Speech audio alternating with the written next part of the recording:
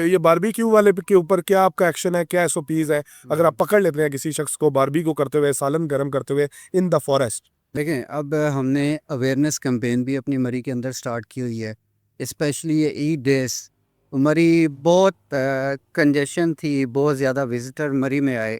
तो हमारे जितने फायर फाइटर थे, फायर वॉचर्स थे, मेरा अपना जितना स्टाफ था, इंस्पेक्टर थे, रेंजर थे, ये सारे ऑन ग्राउंड ईद के पहले दिन, दूसरे दिन, तीसरे दिन मौजूद रहे हैं। वाह वाह, छुट्टी इन्होंने नहीं की। इन्होंने क्या अपनी बात है। ईदें जंगल में ही गुजारी हैं, लोगों को आगाही दी है और लोगों को इवन पॉइंट्स के बारे में बताया कि अगर आपने बारबेक्यू करना है तो ये टूरिस्ट पॉइंट है, आप यहाँ पे चले।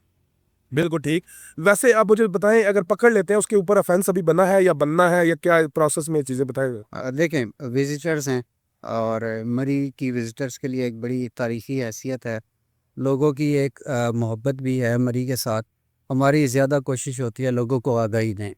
एक बंदा जो कराची से, मुल्तान से एक माहौल को एंजॉय करने आया, वो क्राइम करने नहीं आया। हाँ, तो आगाही उसके लिए ज़रूरी है। अभी आगाही ही है। आगाही है। लेकिन आने वाले वक्त में ये ऑफेंस भी डेफिनेटली बन अगर सकता है, कोई उसका मुअज्जब बनता है तो फिर कार्रवाई उसके खिलाफ होगी। और कार्रवाई होगी। आपने देखा होगा कि देखे ना, मर्डर भी ऑफेंस और अटेम्प्ट टू मर्डर मर्डर भी ऑफेंस है, और यहाँ पे आग लगाना तो ऑफेंस हो गया, लेकिन बारबी करना भी तो ऑफेंस हुआ ना। ऑफेंसी है। आपने देखा होगा कि हमने जगह जगह पे बहुत बड़े बड़े साइनेज डिस्प्ले किए हैं ताकि लोगों को आगाही मिल सके कि जंगल में आग लगती किस वजह से है।